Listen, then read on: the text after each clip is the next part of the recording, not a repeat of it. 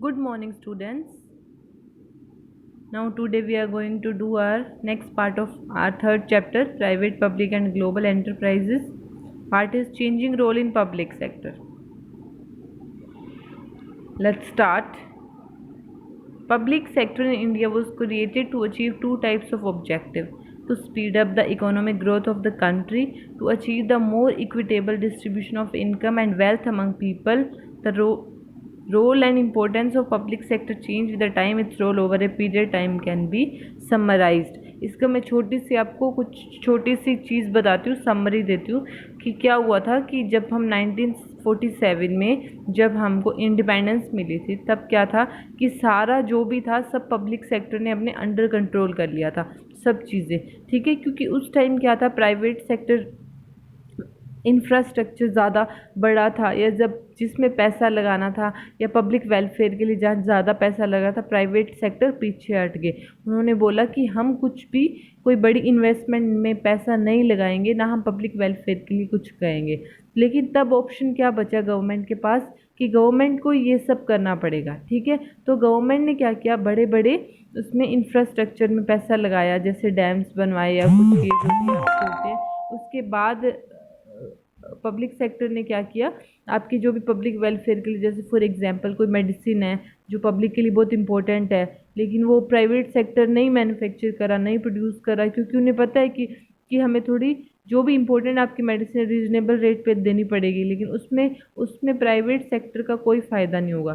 तो फिर क्या हुआ, पब्लिक सेक्टर ने वो सारा बीड़ा उठाया और पब्लिक सेक्टर ने काम करना शुरू कर दिया। लेकिन उसकी वजह से क्या हुआ कि पब्लिक सेक्टर उस टाइम इंडिया हमारा बहुत ज़्यादा इकोनॉमिकल वीक हो गया, जिस वजह से फिर 1991 में हमने एक तीन चीज़ चलाई: LPG, liberalisation, privatisation and globalisation. उसमें क्या हुआ कि सब चीज़ें प्राइवेट सेक्टर के हाथ में दे दी गई। गवर्नमेंट ने क्या किया, गवर्नमेंट ने उस टाइम सिर्फ तीन चीज़ गवर्नमेंट के हाथ में थी, उसने सारे सेक्टर रिड्यूस कर दिए। जैसे गवर्नमेंट के हाथ में आर्मी, रेलवेज, एटॉमिक एनर्जी, ये तीन ही चीज़ पब्लिक सेक्टर ने अपने साथ रखी, बाकी सब प्राइवेट सेक्टर के अंदर आता गया। एलपीजी के बारे में आपको थोड़ा सा बता दूं, लिबरलाइजेशन आपने सुना होगा। लिबरलाइजेशन मतलब कि सारे लाइसेंस वगैरह जो भी थे वो क्या करो कि आप कम कर दो। प्राइवेट सेक्टर को बहुत ज़्यादा वो फॉर्मेलिटीज़ करनी पड़ती थी, जिससे गवर्नमेंट ने क्या किया, वो रिड्यूस कर दिया, तो उसमें फिर प्राइवेट सेक्टर चला गया। ग्लोबलाइजेशन मतलब कि बाहर से क्या करना कि बाहर से जो भी कंट्रीज़ आएगी वो आ सकेगी विदाउट लाइसेंस, हमारी कंट्री में इन्वेस्ट कर सकेगी, तो वो भी प्राइवेट सेक्टर के साथ कंबाइंड हो गए। तो तीसरा था प्राइवेटाइजेशन, मतलब पब्लिक सेक्टर को हटा के प्राइवेट सेक्टर को लाओ, तो ये था एलपीजी। अब हम इस चैप्टर को शुरू करते हैं। क्या था इसमें, हमने पहले देखा था role over a period of time to be, इसमें पब्लिक सेक्टर का रोल देखते हैं। क्या, development of infrastructure at the time of independence. ये जब मैंने आपको जो बताया था शॉर्ट में, अब इसका हम इसको पढ़ेंगे। At the time of the independence India suffered from acute shortage of heavy industries such as engineering, iron and steel, oil refineries, heavy machinery. Because of huge investment requirement and long gestation period, private sector was not willing to enter these areas. The duty of development of basic infrastructure was assigned to public sector, which is discharged quite efficiently. ठीक है, तो अभी मैंने आपको ये बताया था independence के टाइम क्या था, इंडिया बहुत ज़्यादा शॉर्टेज हैवी इंडस्ट्री में या फिर इंजीनियरिंग में, स्टील में, मशीनरी में बहुत शॉर्टेज हो रही थी, लेकिन कोई भी प्राइवेट सेक्टर उसमें पैसा लगाने को रेडी नहीं था। तो ये क्या थे, फिर ये ड्यूटी बनती है गवर्नमेंट की कि ये सारा काम कौन देखेगी, तो फिर ये सारा गवर्नमेंट ने देखा। Then next is regional balance. Earlier most of the development was limited to few areas like port towns for providing employment to the people and accelerating the economic development of backward areas. Many industries were set up by the public sector in those areas. ठीक है, regional area थे जहाँ पे ज़्यादा वो नहीं थी, क्या कहते हैं, लोगों के पास एम्प्लॉयमेंट नहीं था, तो गवर्नमेंट ने क्या किया, उसी सेक्टर में कुछ पब्लिक इंडस्ट्रीज बनाई ताकि लोगों को क्या एम्प्लॉयमेंट मिले और पॉवर्टी को थोड़ा सा रिड्यूस कर सकें हम। Economies of scale in certain industries like electric power plants, natural gas, petroleum, huge capital and large base are required to function economically. Such areas were taken up by public sector. ठीक है, तो जो भी electric power plant से natural gas petrol जो भी huge area थे जिसमें ज़्यादा कैपिटल की नीड थे वो सारे गवर्नमेंट ने अपने अंडर कंट्रोल ले लिए। Control of monopoly and restrictive trade practices. The enterprises were also established to provide competition to private sector and check their monopolies and restrictive trade practices.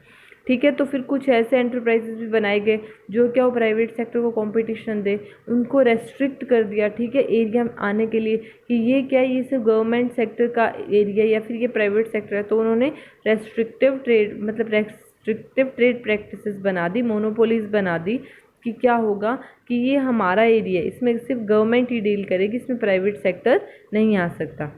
Fifth is import substitution. Public enterprises were not also engaged in production of capital equipments which were earlier imported from countries. At the same time, public sector companies like STC and MMTC have played an important role in expanding exports of the country. Very important role was assigned to public sector, but the performance was far more satisfactory, which forced government to do rethinking on public enterprises. ठीक है, तो पहले government में क्या था, बाहर से भी हमारे एक्सपोर्ट्स हो रहे थे, प्रोडक्ट्स आ रहे थे, लेकिन फिर पब्लिक सेक्टर ने वो चीज़ें इंडिया के अंदर बनानी शुरू कर दी। लेकिन जैसे जैसे पब्लिक सेक्टर डील करने लगा, लेकिन वो क्या हुआ, ज़्यादा एफिशिएंटली काम नहीं किया और पब्लिक सेक्टर को सोचना पड़ा इस चीज़ के लिए कि अब मुझे क्या करना चाहिए, थोड़ा पीछे हट जाना चाहिए। Then public sector reforms. Industrial 1991, the government of India introduced 4 major reforms in public sector. ठीक है, अभी मैंने बताया 1991 में इंडिया ने क्या किया।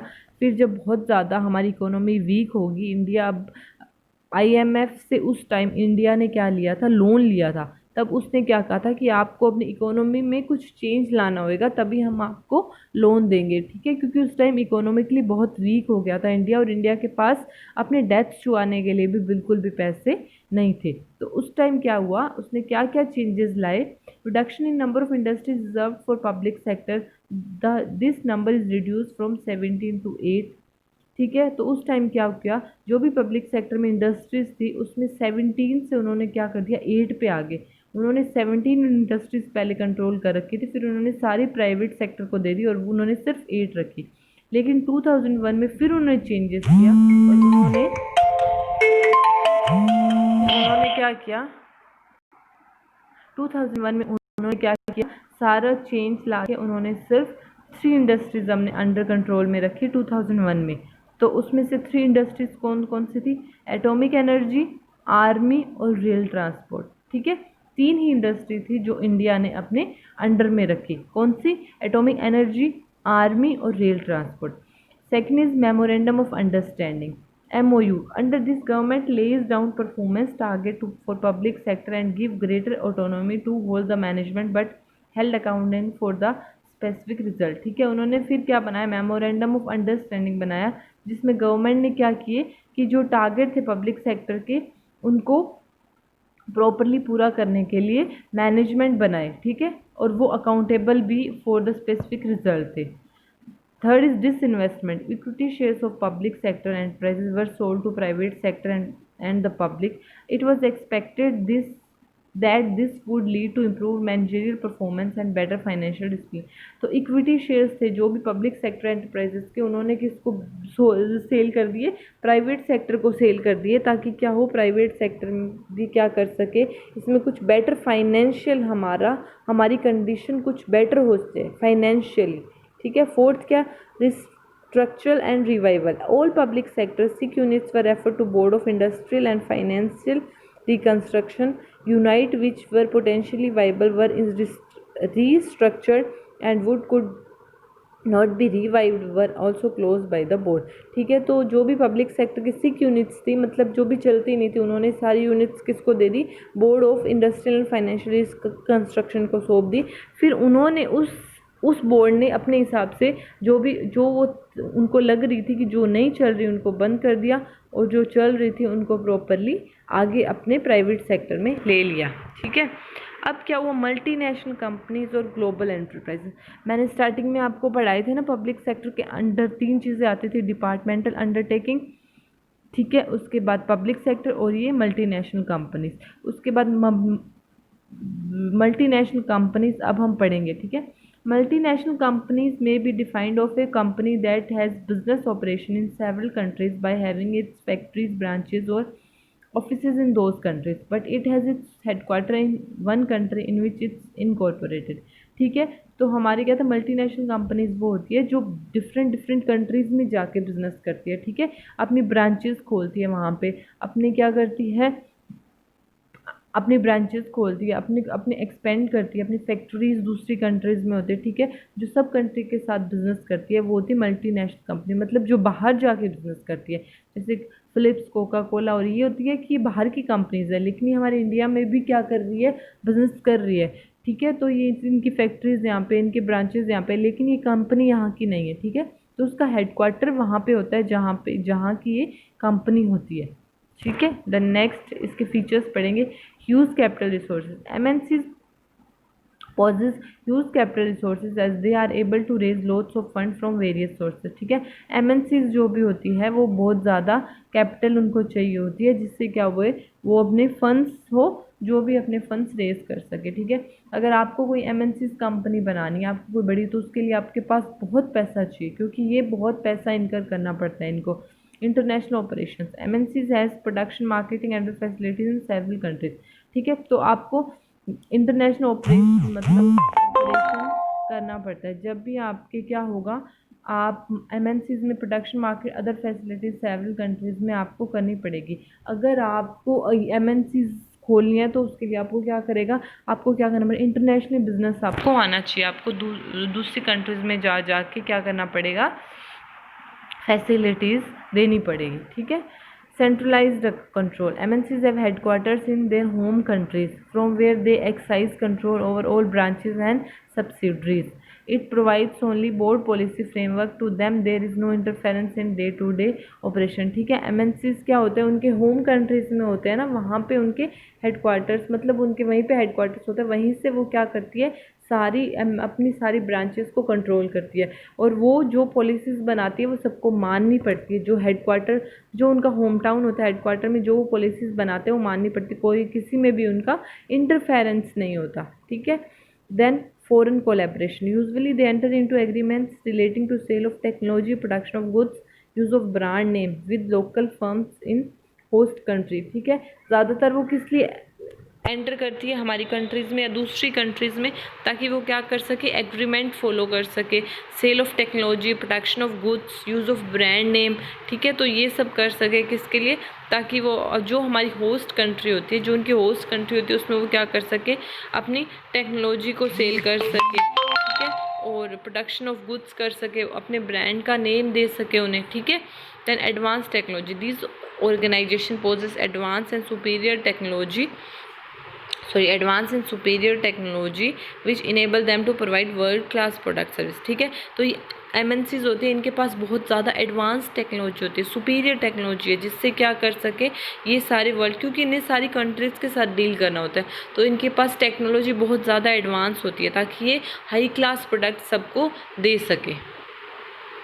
Product innovations, MNCs have highly sophisticated and research and development department. They are engaged in developing new product and superior design of existing product, ठीक है, तो MNCs क्या होती है कि बहुत ज़्यादा sophisticated होती है, जो these are engaged in developing new products and superior design of existing products, ठीक है, तो क्या होती है, ये हमेशा क्या इनोवेशंस होते हैं इनके पास, हमेशा न्यू न्यू आइडियाज़ लाती रहती है, सुपीरियर प्रोडक्ट्स बनाती रहती है मार्केटिंग के लिए, तो क्या होती है, ये हमेशा इंगेज नए प्रोडक्ट्स बनाने में बिजी रहती है, ये हमेशा नए नए अच्छे अच्छे प्रोडक्ट्स लाती है मार्केट में।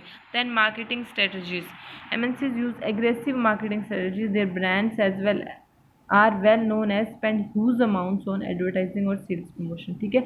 एमएनसीज क्या होती है, उनके पास बहुत सारी मार्केटिंग स्ट्रेटजीज होती है, उनके ब्रांड्स बहुत बड़े होते हैं, और वो बहुत बड़े ह्यूज लेवल पे उनके एडवर्टाइजिंग, सेल्स प्रमोशन, जैसे डिस्काउंट देना या रिबेट देना, ये सब सेल्स प्रमोशन के पार्ट होते हैं। तो फिर क्या करते हैं, एडवर्टाइजिंग मतलब बड़े बड़े टीवी पे या जैसे भी आपके एडवर्टीजमेंट करना, पोस्टर लगाना, तो इससे क्या होता है, ये बहुत बड़े ह्यूज लेवल पे क्या करती है, अपनी मार्केटिंग करती है, ठीक है।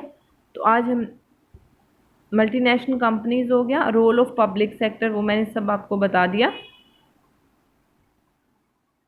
ठीक है, तो रोल क्या था, चेंजिंग रोल क्या था, पहले पब्लिक सेक्टर ने अपना रोल दिया जब हमें इंडिपेंडेंस दी, लेकिन 1991 में पब्लिक सेक्टर ने अपना रोल सारा प्राइवेट सेक्टर को सौंप दिया और उनके पास सिर्फ 3 ही इंडस्ट्रीज रही। कौन कौन सी थी, आर्मी, एटॉमिक एनर्जी, और तीसरा हमारा कौन सा था, army, atomic energy,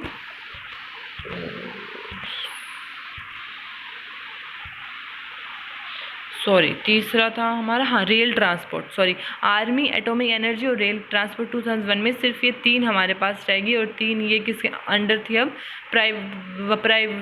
public sector के अंडर थी, बाकी सारी प्राइवेट सेक्टर के साथ चली गई। एमएनसीज, फिर हमने पढ़ा एमएनसीज मल्टीनेशनल कंपनीज वो होती है जो बहुत ह्यूज कैपिटल, जिनको इन्वेस्ट करना बहुत बड़े लेवल पे होती है, और वो क्या करती है, सारी अलग अलग कंट्रीज़ के साथ डील करती है। So that's all.